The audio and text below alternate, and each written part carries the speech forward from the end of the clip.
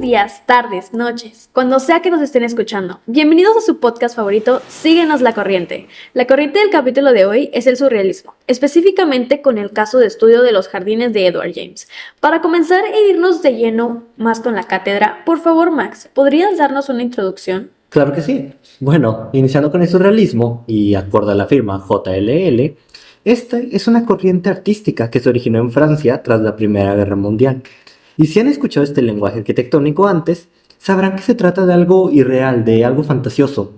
Este habla de la expresión y de lo imposible, de buscar maneras de crear algo que no debería ser posible de crear, y acerca de tomar la fantasía y la ficción y volverlas parte de nuestra vida cotidiana.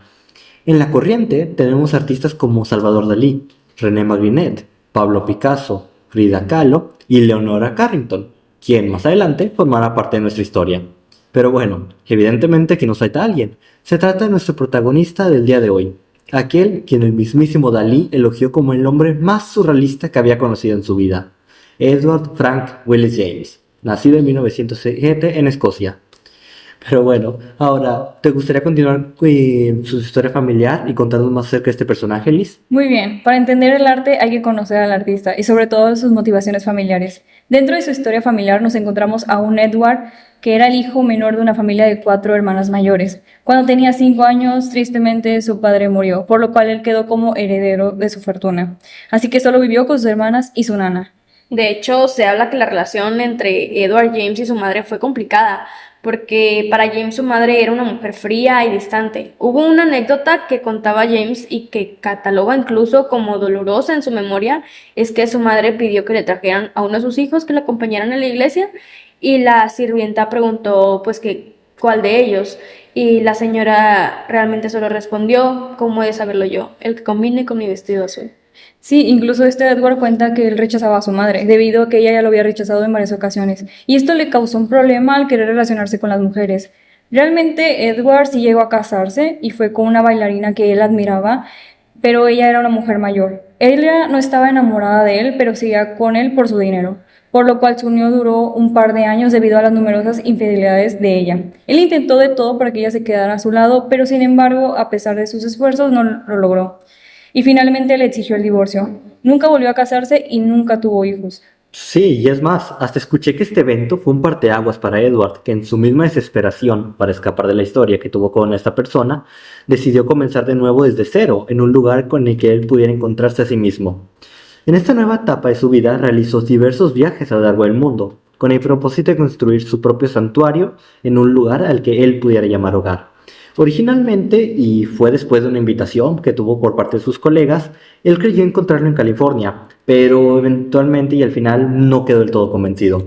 En uno de estos viajes visitó a España para encontrarse a su ídolo Salvador Dalí, que fue cuando se le dio el membrete del hombre más loco de todos los surrealistas juntos. También alrededor de esa época se convirtió en mecenas de algunos pintores como René Magritte.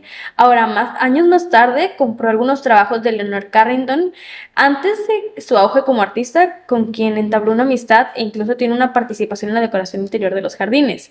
Posteriormente, fue en 1944 que también bajo recomendaciones llegó aquí a nuestro bello México, donde conoce a otro personaje fundamental en su historia, Plutarco Gastelum Esquer. Recuerden muy bien su nombre, un joven norteño que de origen indígena yaqui, que nada que ver, pero se cuenta que era muy agradable a la vista, y aquel entonces trabajaba como gerente en la oficina de telégrafos.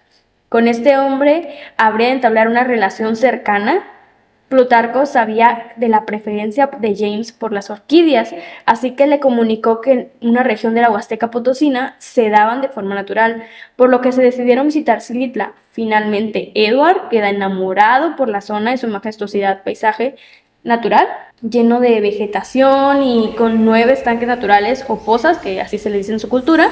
Y al llegar al lugar, James quedó impresionado por la cantidad de orquídeas que había en el lugar. E incluso llegó a decir que para su proyecto El Edén, México era increíblemente más mágico y romántico que California. Bueno, hasta aquí terminaría como el contexto y ya podemos pues pasarnos a la etapa del diseño. Sí, y fue a partir de este momento, y en realidad 2 años después, que James compró la propiedad de las pozas y los terrenos llegaron a sumar cerca de 37 hectáreas. Y ahí empezó a construir un patio zoológico privado. el cual eventualmente se transformaría en sus famosos jardines. Verán, Edward amaba a los animales, porque era muy fácil relacionarse con ellos. De él decía que no le hablaban ni le llevaban la contra, por lo cual ciertas zonas de su parque contaban con espacios enteramente dedicados a ellos, hasta el punto donde él tenía una mascota, una serpiente. Pero lo malo fue que en uno de sus sueños él imaginó que su serpiente se lo iba a comer y pues se tuvo que deshacerse de ella. Además del zoológico, también se adecuó el terreno para que pudieran cultivarse miles de orquídeas, trayendo algunos especímenes de otros lugares, y así poder aprovechar la riqueza natural de las tierras. Es una pena que más adelante, en 1962, James sufrió la pérdida de sus orquídeas debido a la gran helada que pasó en esas épocas decembrinas. Pero bueno, todo esto se convirtió en el inicio de la relación tan cercana que tendrían Edward y Plutarco. Y ocurre un salto importante, y es que de 1947 hasta el 49, James y su colaborador Plutarco Gastelum comenzaron a dar forma a esta fantástica creación, que en sus inicios involucró a unas 150 personas de la comunidad local, entre carpinteros, albañiles y jardineros. La construcción se extendió durante décadas, convirtiéndose hasta la actualidad en una fuente de trabajo para la población de Gilitla. Es importante decir que el jardín nunca fue diseñado o planeado por un arquitecto, ya que solo estuvieron presentes en la restauración del lugar como para el ámbito público. Quien se dedicaba a crear los diseños de Edward eran carpinteros. Esta obra arquitectónica fue construida tras la interpretación de las ideas de Edward, dado que enviaba en ocasiones dibujos con sus ideas en papel, pues él diseñaba cada espacio durante sus sueños y al despertar plasmaba lo que él podía interpretar de ellos. En su programa arquitectónico, pues podemos encontrar fuentes, miradores, pabellones, arcos, puentes, escaleras y terrazas que se construían, con preferencia por lo insólito sobre lo armónico y por lo original sobre lo estético. Hay manos que surgen de hierbas, serpientes multicolores que protegen pasillos y flores de lis cerca de contrafuertes que no contrarrestan peso alguno. Las habitaciones están diseñadas por James que se hallan abiertas a la luz y a los trinos de las aves. Sus edificios crecieron protegiendo los árboles sin destruir su entorno muy importante, mientras el dueño paseaba solitario por las sombras al fin de la jornada. Que como un dato interesante o un dato divertido es que para Edward era algo muy normal y rutinario pasar sobre el jardín de forma desnuda, a lo cual los trabajadores se les hacía algo normal también verlo de esa forma. También hay que ver que bautizó las áreas con nombres poéticos, como la casa de 3 pisos, que puede ser de 5, casa con techo parecido a una ballena. Desde mi experiencia de cuando visité la zona del castillo de Edward, recuerdo que el puente de Flor de Lis está compuesto por una escalinata y un corredor de concreto rodeado de bellas esculturas, con la forma de flor de lis. Al terminar con un arco alto y una figura de concreto que asemeja a un ojo masón. Tiene una hermosa vista a una de las pozas del jardín, también conocida como la Terraza del Tigre. Al llegar al final del pasillo existe una escultura de una flor de lis que da directo a una de las primeras pozas. También existe el pasillo de las 7 serpientes, que se encuentra rumbo a la salida del jardín, donde el guía nos mencionó que este pasillo representa los 7 pecados capitales, aunque nos contó que por ahí dicen que fueron las 7 personas con las que lo engañaron su ex esposa. Al final del recorrido nos recibió una de las obras más importantes del castillo, que es la escalera al cielo, que son 2 escaleras, una en forma de caracol y otra recta, que están sobre una columna en forma de copa de champán, y se dice que la idea central de la escalera en forma de caracol es donde suben los pobres, ya que para ellos es más tardado subir al cielo o tienen más obstáculos en su vida, mientras que para los ricos es un camino sin obstrucciones y directo, ya que para él tienen la vida resuelta.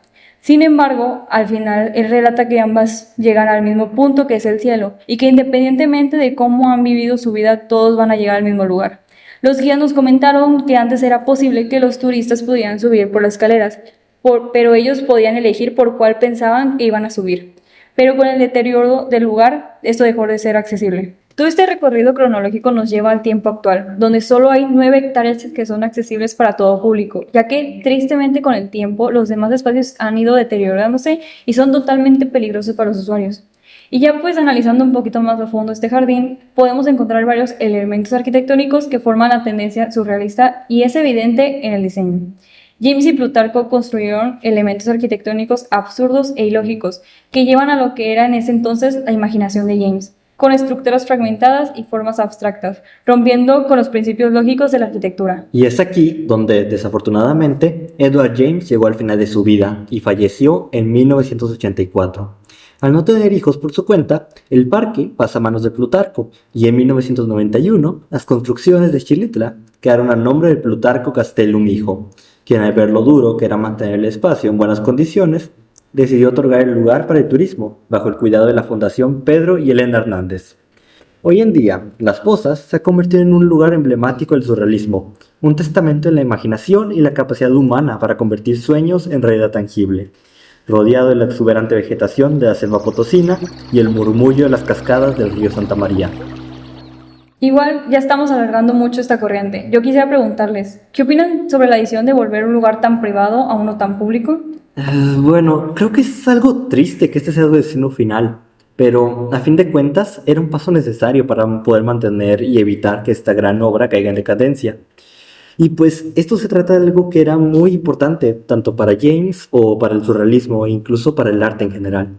Bueno, a mi parecer siento que es meterte en su intimidad, algo un poco invasivo porque bueno, Plutarco y Edward dejaron su alma misma pues en la obra. Si bien me parece un gran viaje para los conocedores o no conocedores, no sé si al hombre que buscaba escapar y paseaba por su casa desnudo le gustaría ver tantas personas visitando su hogar, pero viéndolo desde el lado arquitectónico, que es lo que nos importa, es realmente una obra maestra y es digna del estudio.